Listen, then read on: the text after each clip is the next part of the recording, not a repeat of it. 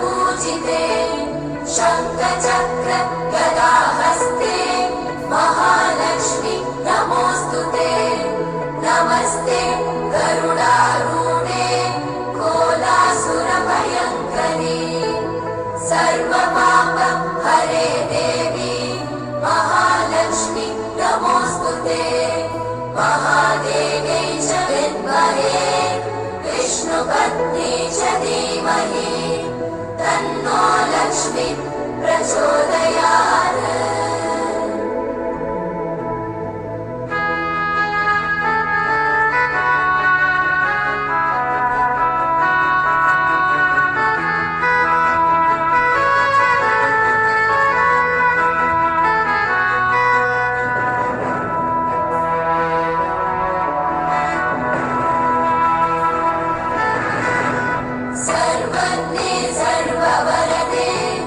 सर्वदुष्ट भयङ्करी सर्वदुःख हरे देवी महालक्ष्मी नमोऽस्तुते सिद्धिबुद्धि प्रदे देवी मुक्ति प्रदायिनी मंत्रमूर्ते सदा देवी महालक्ष्मी नमोऽस्तुते महादेव्यै च विद्महे विष्णुपत्नी च धीमहि तन्नो लक्ष्मी प्रचोदयात्।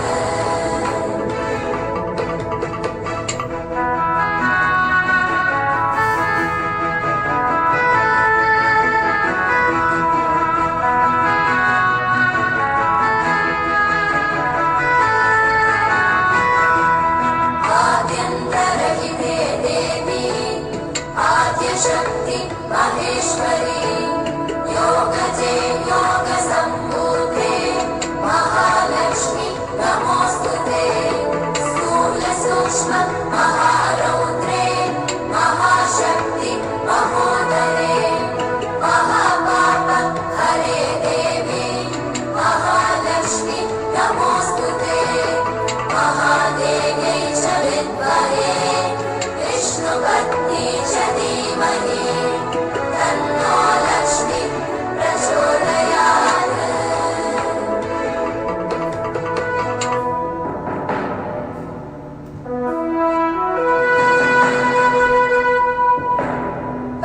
पद्मासनस्थिते देवी परब्रह्मस्वरूपिणी परमेशी जगन्मातः महालक्ष्मी नमोऽस्तुते श्वेताम्बरधरे देवी नानालङ्कारभूषिते जगत्स्थिते जगन्मातः महालक्ष्मी नमोऽस्तुते महादेव्यै च विद्महे विष्णुपत्नी च धीमहि तन्नो लक्ष्मी प्रचोदयात्।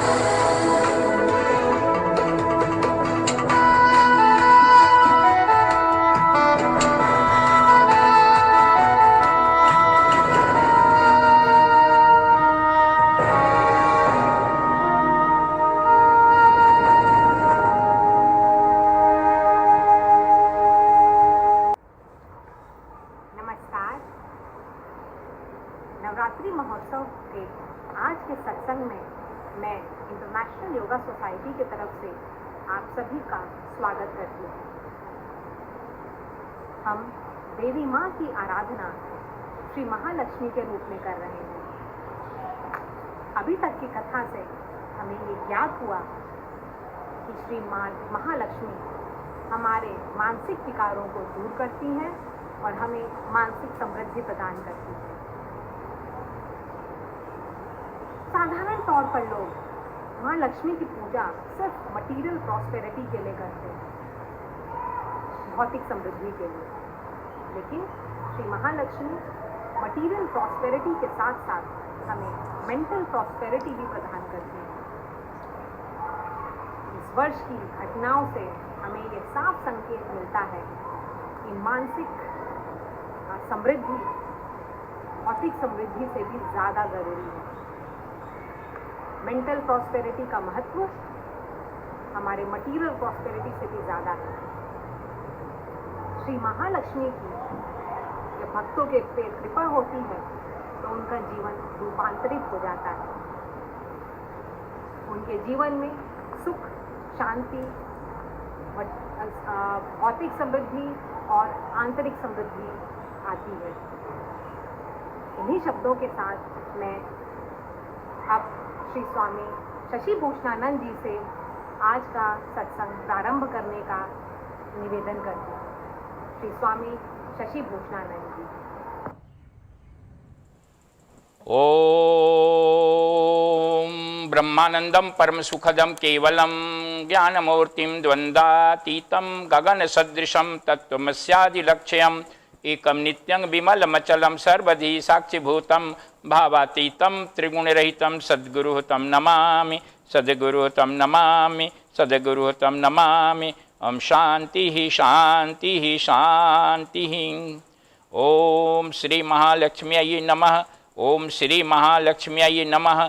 ओम श्री महालक्ष्म्यै नमः। ओम सर्वमंगल्य मांगल्ये शिवे सर्वार्थ साधिके शरण्ये त्र्यंबिके गौरी नारायणी नमस्तुते।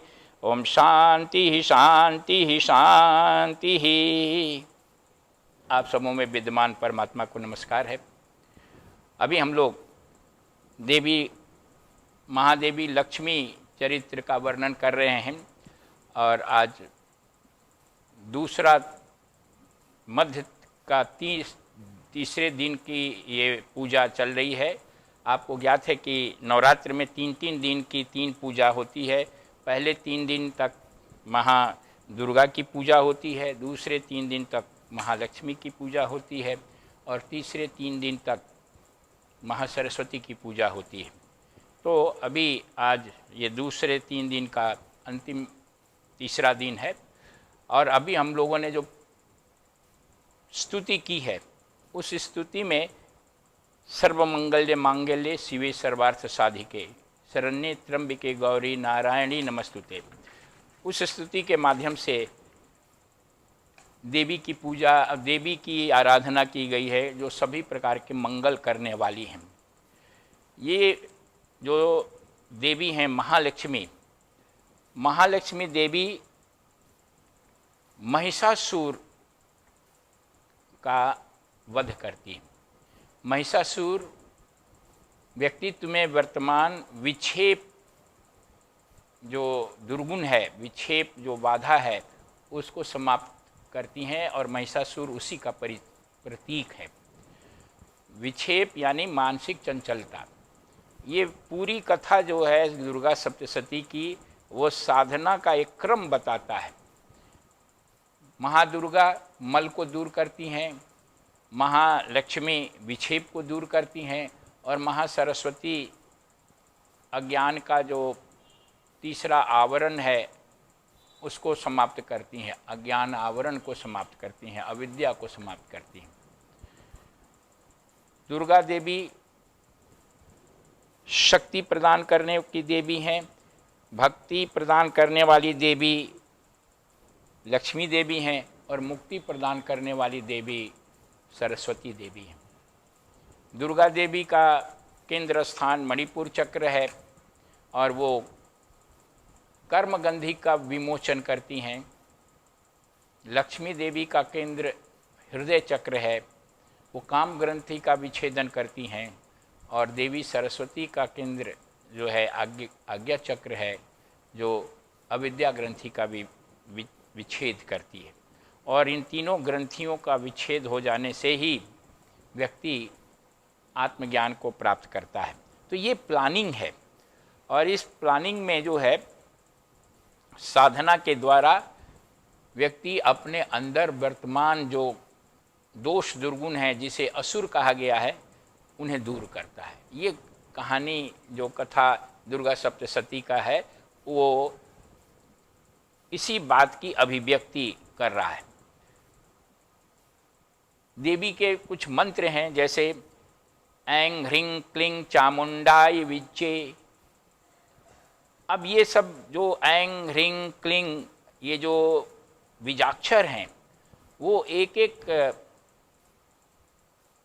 केंद्र से संबंधित हैं। जैसे मैंने कहा कि कुंडलिनी के चक्र होते हैं, 7 चक्र हैं, मूलाधार, स्वाधिष्ठान, मणिपुर, अनाहत, विशुद्धि, आज्ञा और सहस्त्रार।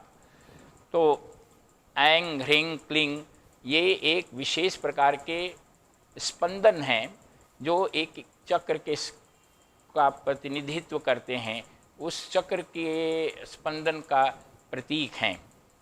मणिपुर चक्र ऐंग, हृदय चक्र ह्रींग, आज्ञा चक्र क्लिंग, और उसी प्रकार से चामुंडा, चामुंडा, ये एक एक देवी की प्रतीक है। सरस्वती देवी चा, लक्ष्मी देवी मुन और दुर्गा देवी डा। ये 3 प्रकार के तीनों जो आज्ञा चक्र से लेके अनाहत चक्र और मणिपुर चक्र 3 देवियों के शीट हैं, 3 देवियों के केंद्र हैं और इनके बीजाक्षर अलग अलग हैं। तो ये सब जो कुछ भी है, विचय, ऐंग ह्रींग क्लिंग चामुंडा विचय, यानी विचय जो है वो भ्रम का नाश करने का परिचायक है। साधना में क्या किया जाता है? साधना में अज्ञान यानी भ्रम को समाप्त करने का एक प्रयास है।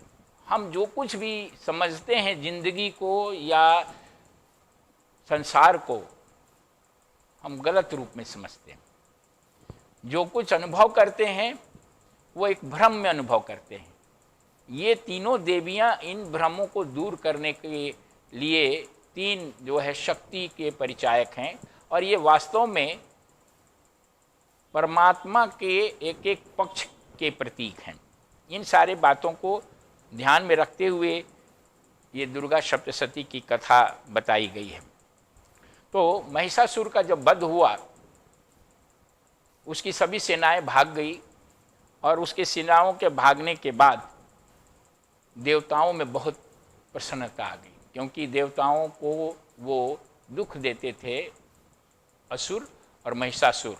और देवता देवी यानी महालक्ष्मी देवी को प्रसन्न करने के लिए, उनके प्रति धन्यवाद ज्ञापित करने के लिए उनकी स्तुति करने लगे। तो देवताओं द्वारा देवी की स्तुति बड़ी अच्छी है, लेकिन इसमें से मुख्य मुख्य बातों को, मुख्य मुख्य बिंदु पर हम विचार करेंगे, और उस स्तुति के माध्यम से कुछ मैसेज दिया गया है, कुछ प्रतीक अर्थ है, उस प्रतीक अर्थ के विषय में चर्चा करेंगे। देवताओं ने जो है देवी की जो स्तुति की, वो स्तुति के प्रमुख बिंदुओं पर विचार करते हुए चर्चा को आगे बढ़ाएंगे। यस्या प्रभावमतुलं भगवन्ननल्तो ब्रह्मा हरिश्च नाहि वक्तुमलं बलं च, सा चंडिकाखिल जगत परिपालनाय नाशाय चाशुभ भयस्तु मतुं करोतु। यां श्री स्वयं सुकृतिनां भवनेष्वलक्ष्मीः पापात्मनाः कृतधियां हृदयेषु बुद्धिः, श्रद्धा सतां कुलजन प्रभवस्य लज्जा, तां त्वां नता स्म परिपालय देवी विश्वं। किं वर्णयाम तव रूपचिन्तयमेतत्, किं चातिवीर्यम् असुरक्षकारी भुरि, किं चाहवेषु चरितानि तवाद्विनतानि, सर्वेषु दिव्य सुरदेव गणेधिकेषु। इस प्रकार से स्तुति लंबी चली, लेकिन उस स्तुति के पीछे जो बात देवता लोग कह रहे हैं उसके विषय में हम चर्चा करेंगे। देवता कह रहे हैं, हे माता,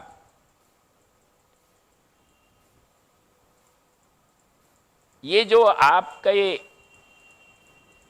क्रिया है, जो आपने अभी आश्चर्य किया है, महिषासुर और उसकी सेना का वध किया है, उसके लिए हम सभी देवगण आपको नमस्कार करते हैं और आपके प्रति कृतज्ञ हैं। जिनका अनुपम प्रभाव और बल का वर्णन भगवान शेष, ब्रह्मा और विष्णु भी नहीं कर सकते हैं, हे चंडिका देवी, हम लोग आपके उस अनुपम जो लीला है उसका वर्णन कैसे करें।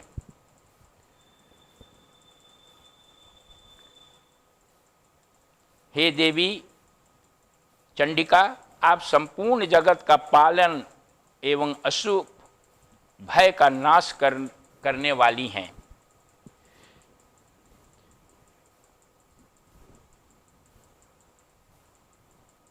आप हम सबों को और पुण्यात्माओं के घरों में लक्ष्मी रूप में, पापियों के यहाँ दरिद्र रूप में, शुद्ध अंतःकरण वाले पुरुषों के हृदय में बुद्धि रूप में, सत्पुरुषों में श्रद्धा रूप में तथा कुलीन मनुष्य में लज्जा रूप में निवास करती हैं। हे देवी, हम आपको बार बार नमन करते हैं। आगे देवताओं ने अनेक प्रकार के वरदान मांगे हैं कि हमें सुख दीजिए, सुरक्षा दीजिए, धन दीजिए, ऐश्वर्य दीजिए। ये सारे जो प्रार्थना है उसका एक संदेश है। जब आप साधना के क्षेत्र में आगे बढ़ते हैं तो साधक को भौतिक सुरक्षा की भी जरूरत होती है, उसकी भौतिक आवश्यकताओं को भी पूरा करना आवश्यक होता है। और इसके लिए भौतिक सुरक्षा और भौतिक सुविधा प्राप्त करने के लिए जैसे देवता लोग देवी से स्तुति कर रहे हैं, प्रार्थना कर रहे हैं, इसका मतलब ये है कि व्यक्ति साधक को जो सुरक्षा प्राप्त होती है, जो सुविधा प्राप्त होती है, जो उसे जीवन में भोग प्राप्त होते हैं, वो सब देवी यानी परमात्मा के कृपा से प्राप्त होते हैं। व्यक्ति को कभी भी अपनी सफलता के लिए और असफलता के लिए अपने को न तो दोष देना है और न ही अपने को उसके लिए उत्तरदायी ठहराना है कि उसने ऐसा, हमने कर दिया ऐसा। ये दोनों है, दोष दुर्गुण कमी वो भी माता के कारण होता है, माता के प्रभाव से होता है, माता ही उसके मूल हैं। और जो कुछ प्राप्ति होती है, सफलता मिलती है, सुख मिलता है, उसका भी जो मूल कारण है वो माता है, देवी है, परमात्मा है।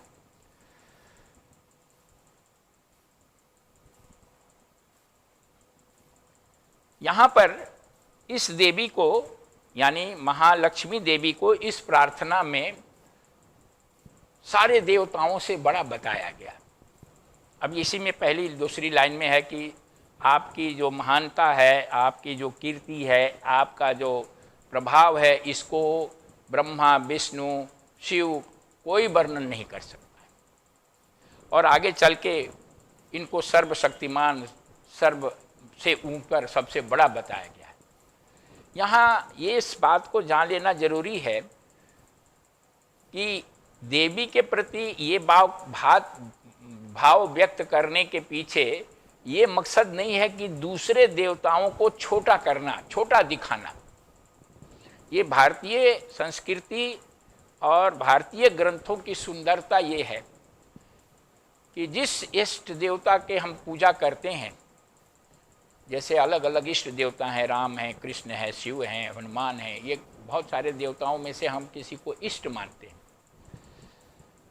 कई लोगों को अपने इष्ट और दूसरे इष्ट के बीच में जो है वो विवाद का एक मुद्दा बन जाता है कि मेरे इष्ट जो हैं दूसरे से ऊंचे हैं या ज़्यादा शक्तिशाली हैं, जल्दी प्रसन्न होने वाले हैं। ऐसा नहीं है। आपके जो इष्ट हैं वो उसको परब्रह्म परमात्मा के रूप में देखने को कहा जा रहा है। अपने इष्ट को, आपके इष्ट ईश्वर के ही प्रतिमूर्ति हैं और उस को उस इष्ट को परमेश्वर या परमात्मा मान लेने पर दूसरे दूसरे देवी देवता जो हैं वो उसी में समाहित हैं, उसके अंतर्गत ही हैं। इसलिए अगर आप किसी एक देवी या देवता को अपना इष्ट मानते हैं तो आपके लिए वही जो है परब्रह्म परमात्मा है। हम किसी और को मानते हैं तो हमारे लिए वही परब्रह्म परमात्मा है। यानी सभी देवता देवी परब्रह्म परमात्मा का ही रूप है, ऐसा भाव करना चाहिए। ऐसा नहीं सोचना चाहिए कि इस ग्रंथ में तो उस देवता की बड़ी बड़ाई की गई है, दूसरे ग्रंथ में किसी और की करी गई है, तो हम किसको बड़ा माने किसको छोटा माने। ये द्वंद्व कभी कभी साधकों में आ जाता है। लेकिन इस द्वंद्व के पीछे यही है कि सारे देवताओं को, सारे इष्टों को ईश्वर परमात्मा का प्रतीक माना गया है और शास्त्र विशेष में उसी की महिमा का गान किया गया है। इस भाव से इस शास्त्र का अध्ययन, सब शास्त्र का अध्ययन करना चाहिए। आप चाहे किसी भी रूप में किसी भी इष्ट देव की आराधना कर रहे हैं, वो ईश्वर की, परमात्मा की ही आराधना होती है। इसलिए इसमें कहीं द्वंद्व नहीं है। दूसरी बात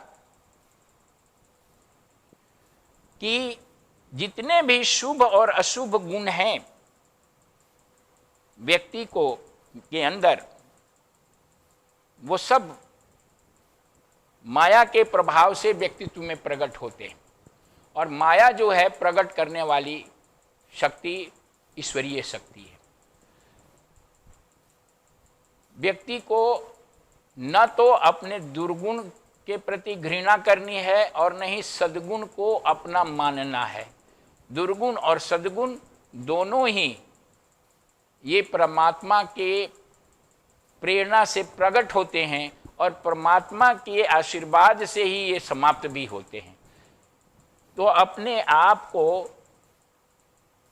किसी भी प्रकार से ईश्वर से अलग नहीं समझना है, बल्कि ईश्वर का एक उपकरण मानना है। हमारे आप के माध्यम से, हमारे आप के चित्त के माध्यम से परमात्मा क्रियाशील होते हैं और चित्त की सारी प्रेरणाएं ईश्वर के द्वारा प्रेरित होती है। लेकिन ये जो भाव है वो क्रमिक रूप से प्रकट होता है साधना में। ये अचानक साधक इस बात को नहीं समझ पाता है कि मैं स्वयं ही आत्मा हूं जो ईश्वर का अंश है। वो अपने आप को अलग समझता है। जैसे उदाहरण के लिए बहुत सारे पात्र रखे हुए हैं और सारे पात्र में कुछ ना कुछ, कोई द्रव, कोई जल रखा हुआ है और उन सारे पात्रों में सूर्य का प्रतिबिंब बन रहा है। हर पात्र में सूर्य चमक रहा है, लेकिन प्रत्येक पात्र का जो सूर्य है वो अपने आप को अलग महसूस करता है। वो महसूस करता है कि मैं सोने के पात्र का सूरज हूँ, कोई दूसरा समझता है कि मैं मिट्टी के पात्र का सूरज हूँ, कोई समझता है कि मैं छोटे पात्र का सूरज हूँ, कोई समझता है कि मैं बड़े पात्र का सूरज हूँ। ये सब जो भेद है वो अविद्या के कारण है, अज्ञान के कारण है। सच्चाई ये है कि अलग अलग पात्रों में जो सूरज प्रतिबिंबित हो रहा है वो वास्तव में एक ही सूरज जो आसमान में चमक रहा है उसी की छाया है। उसी प्रकार से हमारे, आपके और पूरे सृष्टि में जो प्रत्येक व्यक्तित्व में जो आत्मा है, जीवात्मा है, वो वास्तव में उस परम ब्रह्म परमात्मा का प्रतिबिंब है।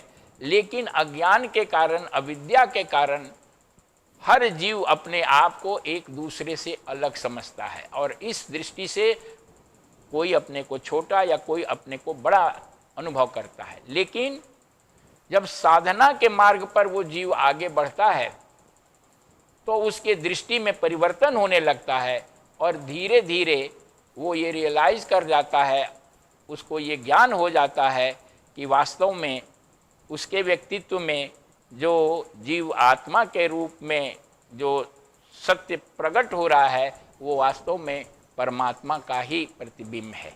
लेकिन जैसा मैंने बताया कि ये साधना के क्रम में धीरे धीरे प्रगति होती है और इसी को उत्तरायण मार्ग कहा गया है, यानी उत्तर दिशा में प्रगति करना। और उसमें बताया गया है कि उत्तरायण मार्ग पर चलने वाली आत्मा को पहले अग्नि से मुलाकात होती है, ज्योति से मुलाकात होती है, अह से मुलाकात होती है। यानी अग्नि जो है वो वैराग्य का प्रतीक है, ज्योति विवेक का प्रतीक है, अह जो है उसके चेतना में दृष्टिकोण में होने वाले परिवर्तन का प्रतीक है, जो अपने जीवन के उद्देश्य को ठीक ठीक समझ लेता है। तो ये जैसे जैसे चित्त शुद्धि होती है वैसे वैसे व्यक्ति का जो दृष्टिकोण है जीवन के प्रति, जगत के प्रति, वो परिवर्तित हो जाता है, बदल जाता है।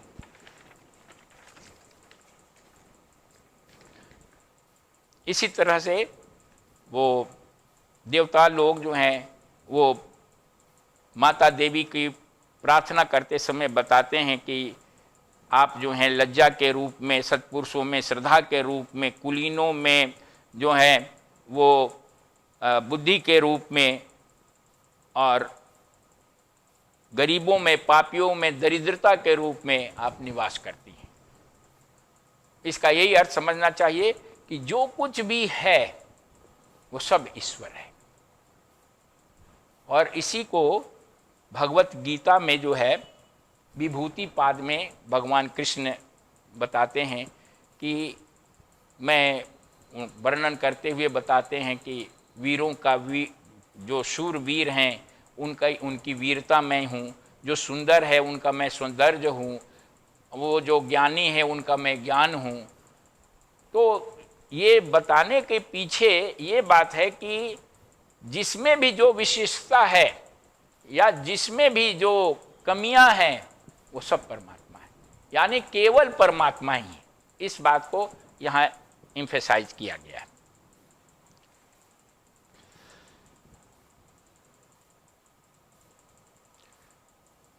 देवी को महाव्रत की मूर्ति कहा गया है, देवी को विद्या कहा गया है, देवी को देवताओं ने इंद्रियों का नियंत्रित करने वाली शक्ति कहा गया है। यहाँ भी यही बात है कि जो कुछ हमारे आपके अंदर ज्ञान है, जो कुछ हम संकल्प लेते हैं, जो कुछ भी हम इंद्रियों पर संयम दम हमारे अंदर है, वो सब देवी है। अपने आप को, अपने अहंकार को, इसके लिए आप जो है अहंकार को प्रशस्ति मत कीजिए, अहंकार को मत यश दीजिए कि आपने ये कर लिया, बल्कि जो कुछ भी हो रहा है वो सब ईश्वरीय सत्ता के आधार पर हो रहा है।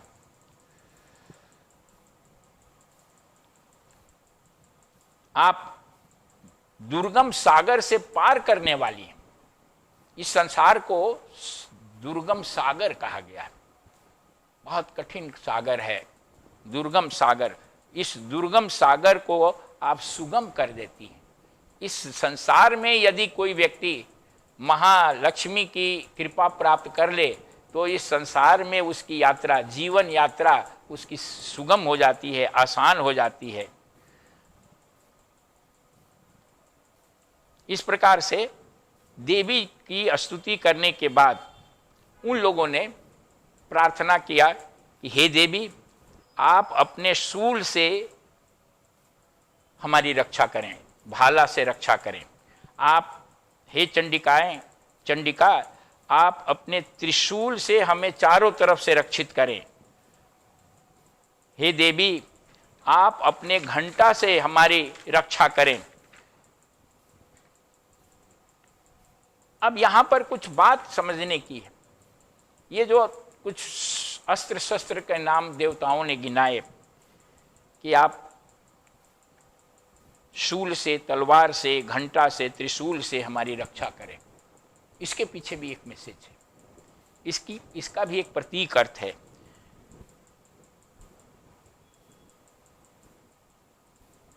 आप हमें अपने भाला से रक्षा करें।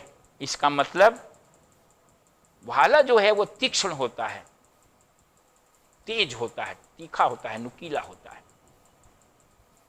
देवी से देवता लोग कह रहे हैं कि आप हमें नुकीली बुद्धि दें, विवेक दें, समझ दें।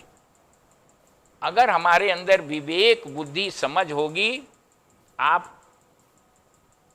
आपका शूल होगा, आपका भाला होगा, तो हम रक्षित हो जाएंगे, हमारी रक्षा स्वयं हो जाएगी। जिसके अंदर विवेक है, बुद्धि है, वो रक्षित है, वो उसकी सुरक्षा है, वो कहीं भटकता नहीं है। उसी प्रकार से आप तलवार से हमें रक्षा करें। तलवार, खड़ग, तलवार जो है दो चीजों को काटता है, यानी हमारे अंदर सत्य और असत्य को भेद करने की समझदारी हो, हम सत्य में और असत्य को अलग कर सकें। अगर हम वो अलग कर सकते हैं तो हम देवी के तलवार से रक्षित हैं। तो देवता लोग ये प्रार्थना कर रहे हैं, त्रिशूल से रक्षा करें सभी दिशाओं में। त्रिशूल से रक्षा करने का मतलब है कि इस सृष्टि में सर्वत्र त्रिपुटी विद्यमान है, ट्रायड है। ट्रायड किस चीज का है? जागृत, स्वप्न, सुषुप्ति, ये चेतना की तीन अवस्थाएं हैं। दर्शन, दृष्टा और दृश्य, ये समस्त जो माया का प्रपंच है, इसको देखने वाले हम हैं, दृष्टा। ये दिखता है जो चीज, वो है दृष्टि। और दर्शन का मतलब होता है कि संसार में जब हम व्यवहार करते हैं तो उसमें जो अनुभव होता है वो दर्शन कहलाता है। ये जागृत में भी होता है और स्वप्न में भी होता है। तो ये जो त्रिपुटी है, जिससे व्यक्ति हमेशा प्रभावित रहता है और उसी से प्रभावित होने के कारण पीड़ित रहता है। हम अपने को जो है एक व्यक्ति मानते हैं, इस संसार को सच्चा मानते हैं, मैं हूँ, ये दृष्टा को हम वास्तविक मानने लगे तो हम एक भ्रम में हैं। ये संसार है, इसको वास्तविक मानने लगे तो हम भ्रम में हैं। और संसार में जो अनुभव होता है उसको हम जब वास्तविक मानने लगते हैं तो हम भ्रम में हैं। तो ये जो त्रिपुटी है, ये त्रिपुटी से रक्षा देवी ये त्रिशूल से करती हैं, यानी मुझे ये त्रिपुटी प्रभावित ना करे। आपका त्रिशूल से रक्षा करने का अर्थ है कि मैं इन त्रिपुटियों से प्रभावित न हूं। तो ऐसी स्थिति जब होती है तो देवी की कृपा प्राप्त होती है। ये भी मैंने जैसे बताया कि क्रमवार होता है। धीरे धीरे व्यक्ति जो है जीवन, जगत और जीवन की परिस्थितियों में एक ईश्वरीय क्रियाशीलता को देखने की एक दृष्टि उत्पन्न कर लेता है, देखने का एक गुण उत्पन्न कर लेता है। पहले तो उसको पता ही नहीं होता है, वो जो चीज़ होता है बस उसको स्वीकार करता है और फिर उसी से प्रभावित हो जाता है। अहंकार के अनुकूल अगर चीज़ें हुई तो उसे अच्छा लगता है, अहंकार के उल्टी चीज़ें हो गई तो उसे बुरा लगता है। और इसी अच्छे और बुरे के सुख और दुख में वो आजीवन क्या जन्म जन्मांतर घूमता रहता है। लेकिन जब ये दृष्टा, दृश्य और दर्शन की त्रिपुटी देवी के त्रिशूल से समाप्त हो जाती है धीरे धीरे, तो उस व्यक्ति में एक ऐसी पैनी दृष्टि हो जाती है जो संसार के हर अवस्था में संसार के वो परमात्मा की क्रिया को, क्रियाशीलता को देखने लगता है। दुख में भी वो महसूस करता है कि इस परमात्मा क्रियाशील है, सुख में भी वो अनुभव करता है कि परमात्मा क्रियाशील है। यही स्थिति जब आ जाती है तो उसके दृष्टि में चेंज आ जाता है। आरंभ में जो है व्यक्ति इस संसार को अपने ऊपर हावी कर लेता है, संसार में ही रहने लगता है और संसार से प्रभावित हो जाता है। नाव को पानी में होना चाहिए, पानी को नाव में नहीं होना चाहिए। अगर पानी नाव में चला जाए तो नाव डूब जाती है। व्यक्ति को संसार में रहना चाहिए, संसार में रहते हुए संसार को अपने अंदर नहीं लाना है। अगर संसार आपके मन के अंदर आ जाएगा तो आप जो है दुखी हो जाएंगे, लेकिन संसार मन में न आए इसके लिए जो है देवी की कृपा चाहिए। तो इस प्रकार से दृष्टिकोण में परिवर्तन धीरे धीरे होता है और हमेशा परमात्मा को दृष्टि में बनाए रखने के लिए विषम परिस्थितियां जो है अधिक सहायक होती हैं। जब अच्छी परिस्थिति होती है तो व्यक्ति खाने पीने और इंद्रियों के भोग में लिप्त हो जाता है, ईश्वर उसकी दृष्टि से ओझल हो जाते हैं। लेकिन जब दुख रहता है तो व्यक्ति दुख में ईश्वर को याद करता है। कुंती और कृष्ण की वार्ता बहुत प्रसिद्ध है कि कुंती भगवान कृष्ण से महाभारत खत्म होने के बाद यही मांगती है कि आप हमेशा हमें दुख दीजिए, क्योंकि जब तक दुख था तो आप हमारे साथ थे, हम दिन रात आपको याद करते थे। सुख होने पर शायद आप विस्मृत हो जाएंगे, इसलिए कुंती उनसे दुख की चाहना कर रही है। कहने का ये अभिप्राय ये है कि विषमताओं में भी परमात्मा की कोई ना कोई उद्देश्य छुपा होता है और वो भी परमात्मा की क्रियाशीलता है, इसकी देखने की दृष्टि दी जाए, नहीं तो मन जो है भ्रमित हो जाता है और सुख में वो अहंकार और विषय भोग में लिप्त हो जाता है।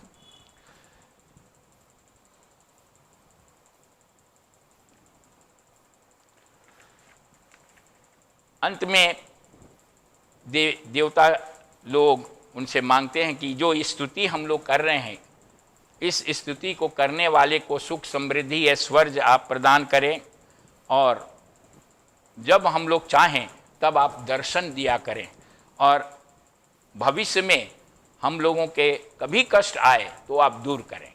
अब ये इसका भी एक न एक मैसेज है कि देवता कहते हैं कि हमें तो दीजिए ही, जो इस स्तुति को गाते हों उनको भी ये सुख समृद्धि दीजिए।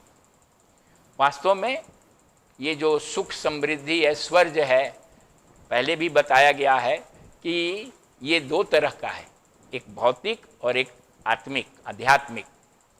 भौतिक सुख समृद्धि से आपको थोड़ा सुविधा और लाभ मिलता है, लेकिन सच्ची सुख समृद्धि है जो आप में दैवी संपत्ति है।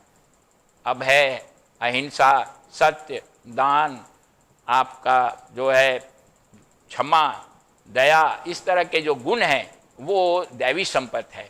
तो उस दैवी संपत्ति के आने से व्यक्ति की आध्यात्मिक उन्नति होती है। उस दैवी संपत्ति को देवता लोग मांग रहे हैं और इसके साथ साथ जो देवता हैं वो कह रहे हैं कि जब चाहें आवश्यक हो तो आप दर्शन दीजिए। कहने का ये अर्थ है कि एक ऐसी दृष्टि कि आप जो हैं हमेशा ईश्वर का दर्शन करते रहें। बहुत सारे लोगों के दिमाग में ये बात आती है कि भगवान जो हैं वो किसी मंदिर में, किसी मस्जिद में, कहीं किसी तीर्थ स्थान में, किसी जगह में रहते हैं। वहाँ आप जाएं जरूर, प्रेरणा का स्थान है, लेकिन परमात्मा जो है वो किसी एक जगह में नहीं रहता है। जब आपके अंदर चेतना का विकास होगा, आपकी दृष्टि में परिवर्तन आएगा, तो आपको कण कण में भगवान का दर्शन होंगे। तो देवता वो आशीर्वाद मांग रहे हैं कि जब आवश्यक हो, जब मेरी इच्छा हो, हम लोगों की इच्छा है, तो आप दर्शन दें। यानी हमारी दृष्टि ऐसी बने कि हम कण कण में भगवान को देखने का जो है सामर्थ्य प्राप्त कर लें। वो वही कर सकता है जो इस समस्त सृष्टि को परमात्मा के रूप में अनुभव करेगा। यानी आत्मज्ञान जिसको होगा वही ऐसी सामर्थ्य प्राप्त कर सकता है। और सबसे बड़ा जो तीर्थ वो है कि आप अगर मैं कौन हूँ, हु एम आई, इसके मनन में निरंतर लगे रहें तो आपका हृदय ही तीर्थ हो जाएगा। अगर आप मैं कौन हूँ के चिंतन मनन करने में समय व्यतीत करते हैं तो आप जहाँ रहेंगे वही तीर्थ स्थान होगा। वह जो समय आप ये चिंतन करेंगे वो समय में आप तीर्थ में होंगे, ये सबसे बड़ा तीर्थ होगा। इन सारे बातों को सुनने के बाद महादेवी ने कहा कि ऐसा ही हो, और ये कह के महादेवी जो हैं अंतर ध्यान हो गई, विलीन हो गई, और देवताओं को स्वर्ग का साम्राज्य प्राप्त हो गया। इस प्रकार से महालक्ष्मी के प्रसाद से देवताओं ने अपने खोए हुए राजधानी स्वर्ग को प्राप्त किया, वैभव को प्राप्त किया, ऐश्वर्य को प्राप्त किया। उसी प्रकार से जब विक्षेप दूर हो जाता है तो व्यक्ति अनेक प्रकार के जो वैभव हैं उसको प्राप्त कर देता है। तो ये महिषासुर वध की कथा समाप्त हुई, और इसके साथ साथ जो है वो दूसरे 3 दिन की जो पूजा है, दुर्गा पूजा, लक्ष्मी पूजा, उसकी भी समाप्ति हुई। अब हम लोग लक्ष्मी की नामावली का जो 108 नाम है लक्ष्मी के, उसके द्वारा देवी लक्ष्मी को याद करेंगे। माँ लक्ष्मी का ध्यान करिए और इस नामावली का श्रवण श्रद्धापूर्वक करें।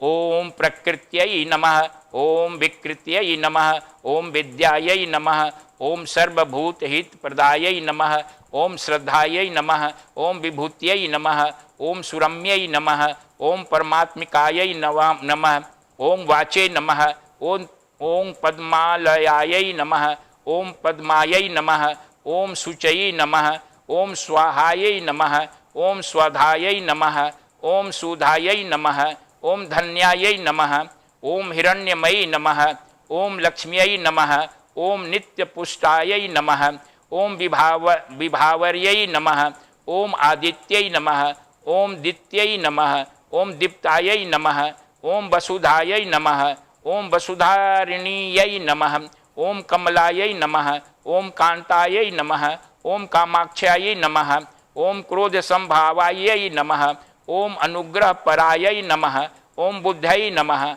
ओम अनद्यायै नमः, ओम हरिवल्लभायै नमः, ओम अशोकायै नमः, ओम अमृतायै नमः, ओम दीप्तायै नमः, ओम लोक शोक विनाशिन्यै नमः, ओम धर्म निलयायै नमः, ओम करुणालोक मात्रै नमः, ओम पद्मप्रियायै नमः, ओम पद्महस्तायै नमः, ओम पद्माक्षयै नमः, ओम पद्मसुंदरै नमः, ओम पद्मभद्वायै नमः, ओम पद्ममुख्यै नमः, ओम पद्मनाभप्रियायै नमः, ओम रमायै नमः, ओम पद्ममालाधारायै नमः, ओम देव्यै नमः, ओम पद्ममन्यै नमः, ओम पद्मगंधिन्यै नमः, ओम पुण्यगंधायै नमः, ओम सुप्रसन्नायै नमः, ओम प्रसादेभिमुख्यै नमः, ओम प्रभायै नमः, ओम चंद्रवदनायै नमः, ओम चंद्रायै नमः,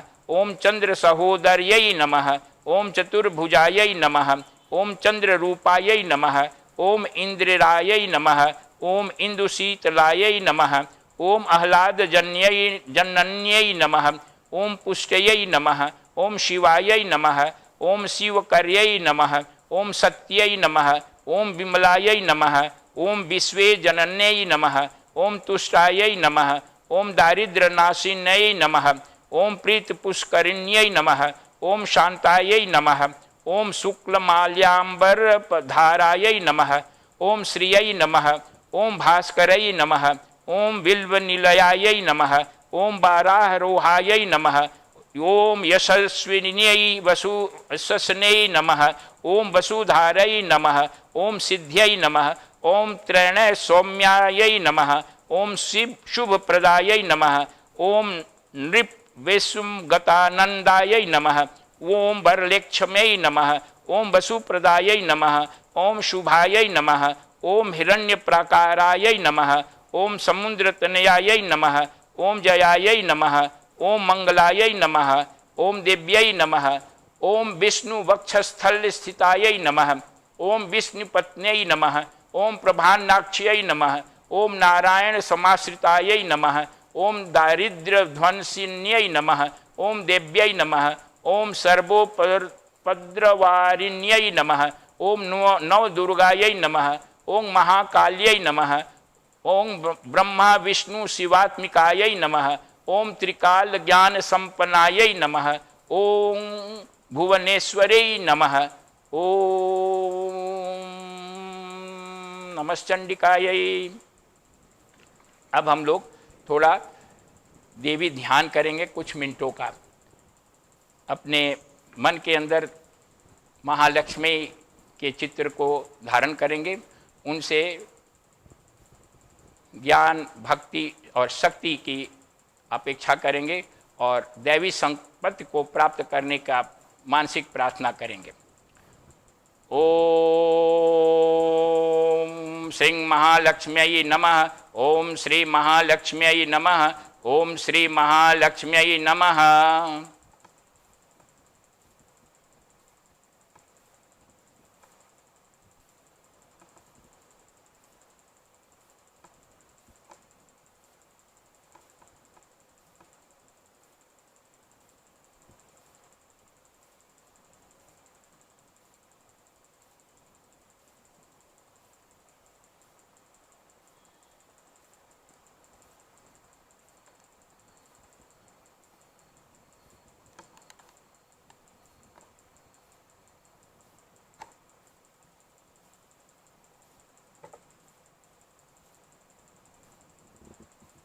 ओम श्री महालक्ष्म्यै नमः, ओम श्री महालक्ष्म्यै नमः, ओम श्री महालक्ष्म्यै नमः। ओम असतो मा सद्गमय, तमसो मा ज्योतिर्गमय, मृत्युर्माम अमृतं गमय। ओम सर्वेषां स्वस्तिर्भवतु, सर्वेषां शान्तिर्भवतु, सर्वेषां पूर्णं भवतु, सर्वेषां मंगलं भवतु, सर्वे भवन्तु सुखिनः, सर्वे सन्तु निरामयाः, सर्वे भद्राणि पश्यन्तु, मा कश्चित् दुःखभाग् भवेत्। ओम त्र्यम्बकं यजामहे सुगन्धिं पुष्टिवर्धनम्, उर्वारुकमिव बन्धनान् मृत्युर्मुक्षीयमामृतात्। ओम द्यौ शान्ति अंतरिक्षगुं शान्ति पृथ्वी शान्तिरापः शान्ति औषधयः शान्ति वनस्पतयः शान्ति विश्वदेवाः शान्ति ब्रह्म शान्ति सर्वगुं शान्ति शान्तिरेव शान्ति सामा शान्तिरेधिः। ओम शान्ति शान्ति शान्ति।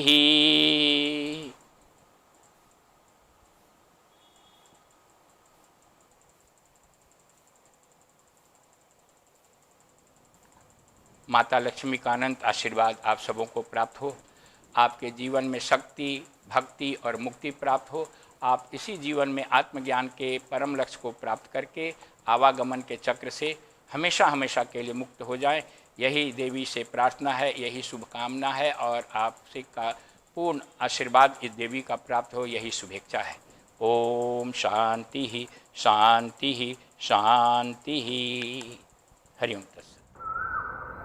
अभी आपने श्री स्वामी शशि भूषणानंद जी से प्रेरक सत्संग सुना।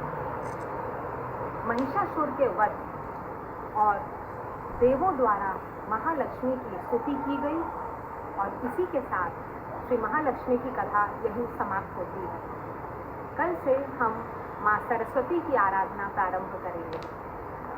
इस सत्संग में सम्मिलित होने के लिए हम आप सबके आभारी हैं। अगर आपको कोई प्रश्न पूछना हो या कुछ कमेंट देना हो, फीडबैक देना हो तो हमारे कमेंट सेक्शन में आप अपना फीडबैक दे सकते हैं। जैसा कि मैंने कल बताया था, कोविड-19 की स्थिति में बहुत सारे भक्त चाह के भी हमारे यहाँ नवरात्रि महोत्सव में सम्मिलित नहीं हो पा रहे हैं। तो आप अगर चाहें तो आप वर्चुअली इस सत्संग में पार्टिसिपेट कर सकते हैं। आप अपने पूजा आरती के वीडियोस पिक्चर्स हमें भेज सकते हैं और हम आगे आने वाले अपने नवरात्रि महोत्सव के वीडियोस में आपके वीडियोस पिक्चर्स सम्मिलित करने की कोशिश करेंगे। इन्हीं शब्दों के साथ अब हम आरती की तरफ बढ़ते हैं और आरती के बाद हम इस सत्र का समापन यहीं करेंगे। हरि ओम तत्सत।